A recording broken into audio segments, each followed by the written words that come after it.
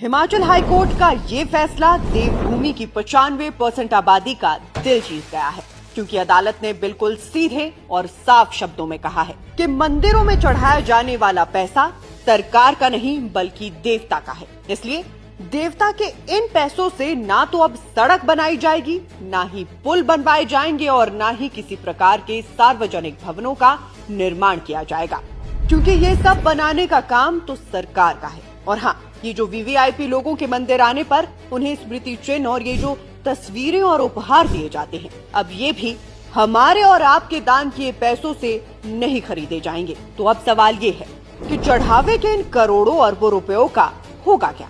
खबरों का पंचनामा में आज हम यही पता लगाएंगे। तो जैसा कि आपको पता ही होगा, पहले जयराम सरकार ने और अब सुक्खू सरकार ने प्रदेश के मंदिरों से पैसे मांगे। किसी ने गौशाला चलाने के लिए मांगे तो किसी ने योजना। मगर अब हिमाचल हाईकोर्ट ने साफ कहा है कि धर्म का पैसा अब धर्म के ही काम आएगा और ये संस्कृति और समाज के असली कल्याण में खर्च होगा। अदालत ने आदेश दिया है कि दान की रकम वेदों, उपनिषदों और योग की शिक्षा के प्रचार प्रसार में लगाई जाए। इससे गुरुकुलों की स्थापना होगी, जहां बच्चे धर्म और अध्यात्म की शिक्षा ग्रहण करेंगे। दान राशि से गौशालाएं बनाई जाएंगी, यज्ञशालाएं और हॉल तैयार होंगे, जहां नामकरण, उपनयन, विवाह जैसे संस्कार होंगे।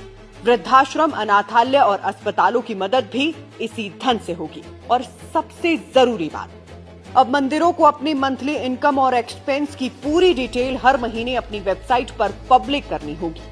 यानी कौन सा काम हुआ, कितने समय में हुआ और पैसे कितने खर्च हुए, ये सब भक्तों को भी बताया जाएगा। और अगर कोई ट्रस्टी या अधिकारी इस धन का दुरुपयोग करता पाया गया तो उससे वो राशि वसूली जाएगी, क्योंकि अदालत ने साफ कहा है धन देवता का है, सरकार का नहीं। बाकी मेरी माने तो देवभूमि हिमाचल से निकला ये फैसला सिर्फ एक राज्य के लिए नहीं बल्कि पूरे देश के लिए एक मिसाल बन सकता है, क्योंकि मेरा मत तो यही कहता है, धर्म का पैसा धर्म के ही काम आना चाहिए।